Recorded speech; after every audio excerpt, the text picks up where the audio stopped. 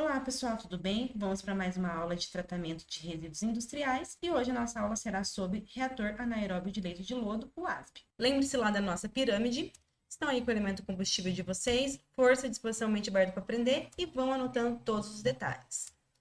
Bom, esse tipo de tratamento, o ASB, ele se enquadra ainda dentro lá dos tratamentos secundários. Esse reator ele se chama UASB devido à sua a sigla dada devido à origem do seu nome na língua inglesa. Então, nesse tipo de reator, ele não vai utilizar nenhum tipo de suporte para retenção da biomassa e a biomassa vai permanecer no fundo do reator, gerando então aí o lodo desse reator e eles vão e esse lodo ele vai se sedimentar facilmente. Nesse tipo de reator, ele não precisa da agitação mecânica. Então, quais são os elementos principais desse tipo de reator? O reator ele vai ter um sistema de distribuição na parte inferior do reator. Então, aqui na parte inferior, que é por onde o efluente ou o afluente, nesse caso, né, que está entrando no reator, ele vai entrar, ele vai ter um sistema de dispersão. Eu acho que a primeira figura que eu mostrei para vocês dava para ver melhor como que é esse sistema de dispersão. Então, esse afluente ele vai entrar pela parte inferior desse reator e vai ter aqui um sistema que vai ajudar a distribuir todo esse afluente no diâmetro, em todo o diâmetro do reator. Esse tipo de reator ele vai ter também um sistema de separação trifásica, que seria esse sistema aqui, onde a gente vai conseguir aí separar a fase líquida da fase sólida e da fase gasosa. Então, a fase gasosa vai sair pela parte superior aqui do reator. A fase líquida, ela vai ficar aqui sobrenadante, vai ser retirada por essa parte do reator. E a fase sólida, essa parte aqui, né, que essas aparas aqui, elas vão ajudar as partículas, ao encostarem nessa parte, elas vão se sedimentar mais facilmente. Dessa forma, o lodo vai ficar aqui na parte inferior do reator. Esse reator ele vai funcionar com fluxo ascendente, que vão aí selecionar os micro-organismos que vão formar agregados, facilitando aí essa sedimentação dessas partículas aglomeradas que vão caracterizar o lodo do reator. Aqui eu coloquei para vocês dois vídeos muito interessantes sobre esses reatores. Um deles é a implementação de um reator desse para tratamento do efluente gerado numa universidade. É muito legal assistir esses vídeos, porque nesses vídeos eles falam sobre as principais análises que devem ser feitas quando a gente está trabalhando com um reator desse tipo, né? Então, adiantando para vocês, quando forem assistir o vídeo, as principais análises que a gente precisa fazer seria de DQO, DBO, porque é um reator feito justamente para redução da matéria orgânica, então a gente tem que fazer essa análise da matéria orgânica. A gente deve sempre estar controlando o pH do meio para ter certeza que está trabalhando num pH que favoreça esse trabalho aí dos micro-organismos presentes nesse efluente. A acidez também deve ser monitorada. Deve ser feito também as análises de sólidos totais, sólidos solúveis. Então, essas são as principais análises que a gente deve fazer quando estamos trabalhando com um reator UASP. Então, esse tipo de reator, ele vem sendo utilizado no Brasil desde a década de 80 e o Brasil é um dos países que mais utiliza esse processo de tratamento.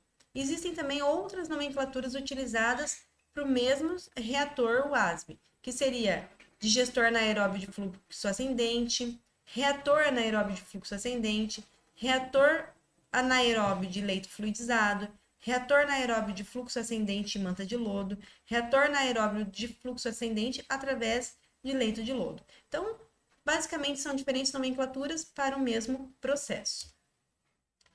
As vantagens do uso do ASB comparado com as lagoas de estabilização anaeróbias, tanques sépticos e filtros anaeróbios, é que no reator ASB a gente vai ter um menor tempo de detenção hidráulica, do que aí nas lagoas de estabilização anaeróbias e do que nos tanques sépticos, maior facilidade de controle de mau odor do que as lagoas de estabilização, maior eficiência do que os tanques sépticos e não necessita de suporte para os micro-organismos, que é, no caso, o filtro anaeróbio precisa.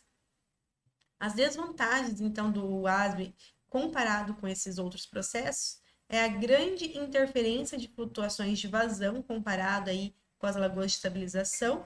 Possui uma operação mais complexa, né? Porque a lagoa de estabilização nada mais é do que uma lagoa que a gente deixa ali o efluente estabilizando a carga microbiológica. E geralmente os reatores UASB eles vão precisar de um período de partida maior do que esses outros processos. Então, as vantagens do UASB comparado com os processos aeróbicos convencionais. Então, o UASB, lembrando que é um processo anaeróbico, comparando ele com os processos aeróbicos.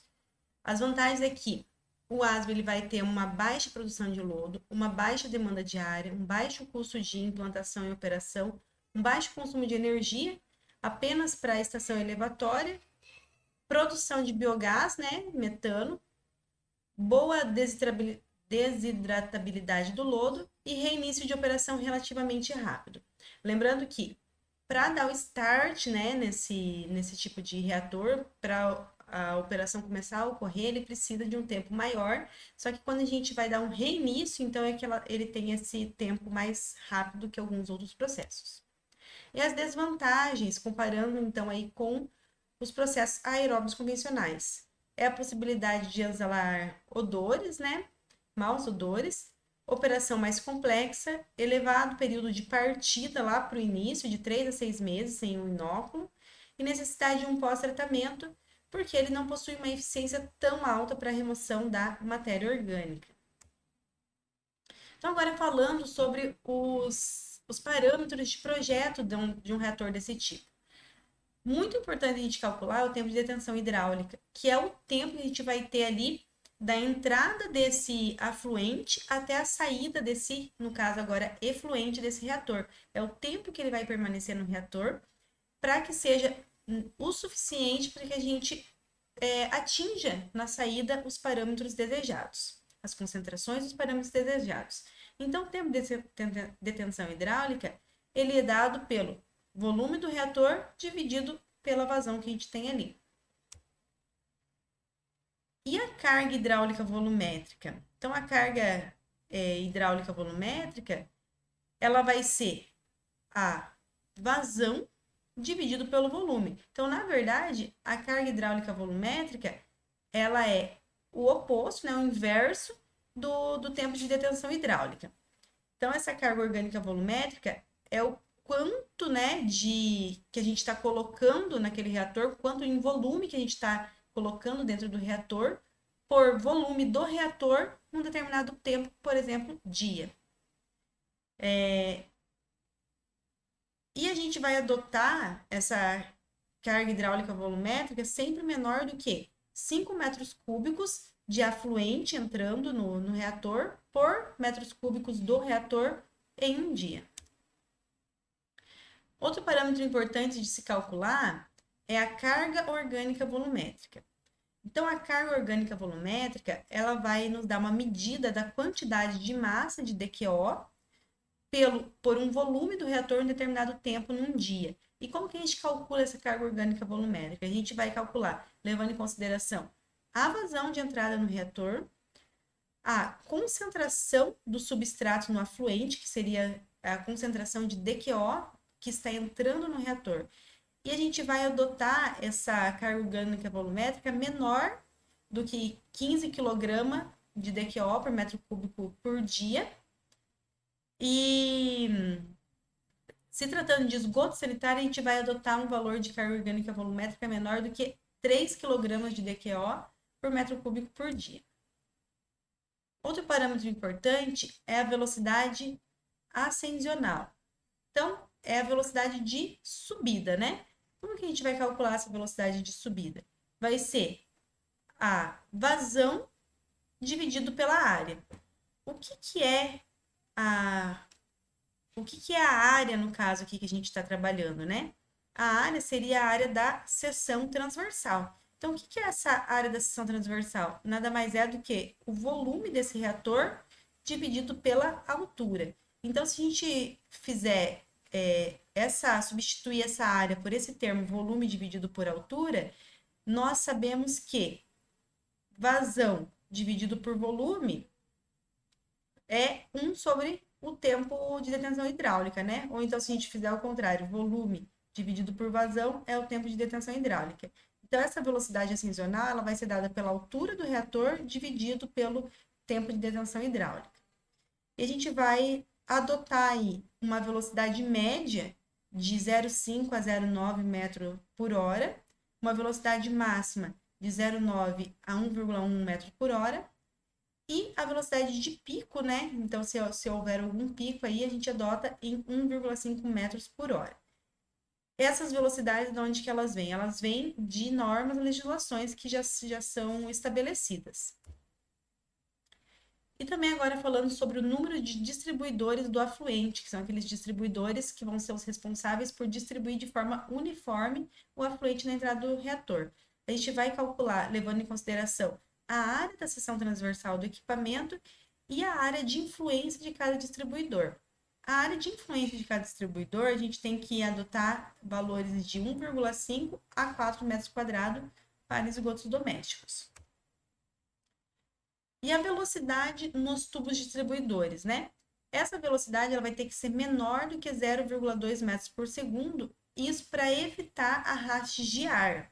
Lembrando que o processo dentro do reator ele se dá de forma anaeróbia. O diâmetro desses tubos distribuidores eles vão estar entre 75 e 100 milímetros. O diâmetro na saída dos tubos eles devem diminuir para aumentar a velocidade e favorecer a mistura. E os tubos devem ficar a uma distância entre 10 a 15 centímetros do fundo do reator. Então, outro parâmetro importante para se calcular num projeto de um ASB é a carga biológica, que é a carga do lodo. Essa carga biológica ou carga do lodo, ela vai ser dada em quilograma de DQO por quilograma de sólidos totais voláteis em um dia. E ela vai depender da vazão, da concentração do substrato afluente, que é a concentração de DQO afluente empregada no reator, e da massa do micro-organismo presente no reator. Recomenda-se que as cargas biológicas durante a partida de um reator anaeróbio sejam na ordem de 0,05 a 0,15 kg de DQO por quilograma de sólidos totais voláteis por dia. Essas cargas devem ser aumentadas gradativamente em função da eficiência do sistema. A altura do reator ela vai ser função do tipo de lodo, das cargas orgânicas aplicadas ou cargas hidráulicas volumétricas, e os reatores para esgotos domésticos, eles devem ter umas alturas úteis em torno de 4 a 5 metros, altura do compartimento de decantação de 1,5 a 2 metros, altura do compartimento de digestão de 2,5 a 3,5 metros, e independente da altura útil adotada, recomenda-se uma profundidade mínima do compartimento de digestão igual a 2,5 metros. Agora falando da produção de metano, que é uma característica, né, dos processos anaeróbios, como que a gente vai calcular isso daí? A gente tem que, essa reação química aqui, né, dada para a conversão do metano. Então, o metano, quando ele entra em contato com o oxigênio, a gente vai ter a produção aí de dióxido de carbono mais água. Teoricamente, 64 gramas de DQO produzem 16 gramas de metano. Então, nas condições normais de pressão e temperatura, nós vamos ter que 0,35 litros de metano por grama de DQO. Então, o volume de metano produzido vai ser dado pela quantidade de DQO removida ou convertida, né, em grama, e um fator de correção de temperatura operacional que vai ser dado por grama de DQO por litro. Então, esse fator de correção, a gente pode calcular, por exemplo, por esta equação, né, que é dada pela multiplicação entre a pressão atmosférica vezes a DQO, né? Que corresponde 1 mol de metano, corresponde a 64 gramas de DQO por mol de metano convertido, a constante dos gases e a temperatura. Então, entrando aqui nessa equação com essas unidades, a gente vai obter esse parâmetro KT em gramas de DQO por litro. Agora, falando sobre o cálculo de eficiência para esgotos domésticos, onde a faixa de temperatura atuante aí nesse reator deve ser entre 20 a 27 graus Celsius. Nós temos aqui equações empíricas para o cálculo de eficiência de DQO e de DBO, sendo que o θH ele é o tempo de detenção hidráulica dado em horas. Usando essas equações, a gente consegue calcular essas eficiências. Também uma estimativa da concentração de DQO e DBO efluente a gente pode fazer utilizando essa outra equação aqui, onde o S ele é a concentração de DQO ou DBO que está saindo do reator, o S0 é a concentração de DQO ou DBO que está entrando no reator, e o E é a eficiência de remoção. Agora, fazendo uma estimativa da concentração de sólidos suspensos totais no efluente final. Então, a gente tem essa equação empírica também, onde a gente consegue calcular, fazer uma estimativa, na verdade, dessa concentração de sólidos suspensos totais no efluente, lembrando que a gente deseja reduzir essa quantidade, justamente pela remoção da matéria orgânica. Nós temos essa equação empírica, que nós podemos fazer essa estimativa, onde o tempo de detenção hidráulica tem que ser em horas. Agora, nós temos outra equação aqui para o cálculo da produção de lodo. Esse é outro parâmetro muito importante, quanto de lodo vai ser produzido. Esse cálculo da produção de lodo ele vai ser dado em função do coeficiente de sólidos no sistema, e esse coeficiente de sólidos no sistema é, na verdade, um parâmetro adimensional que representa uma massa de sólidos totais por uma massa de DQO aplicada, e vai ser função também da carga de DQO aplicada no sistema, que vai ser quilogramas de DQO por dia. Então, o que é essa carga de DQO aplicada no sistema? Nada mais é do que a concentração inicial de DQO vezes a vazão do afluente. Outro parâmetro importante se calcular é a produção volumétrica do lodo. Quanto de volume, né, por dia que a gente vai estar produzindo deste lodo. Ou seja, seria, na verdade, uma medida de vazão de lodo que a gente está produzindo. Esse volume ele vai ser dado pela produção do lodo, dividido pela massa específica desse lodo e multiplicada pela concentração do lodo. A concentração do lodo ela é dada em porcentagem e na equação a gente tem que entrar com ela em decimal. Então, pessoal, a nossa aula sobre reatores WASB seria isso. Espero que tenha ficado claro e qualquer coisa estou à disposição. Muito obrigada pela atenção de vocês e até a próxima aula. Tchau, tchau.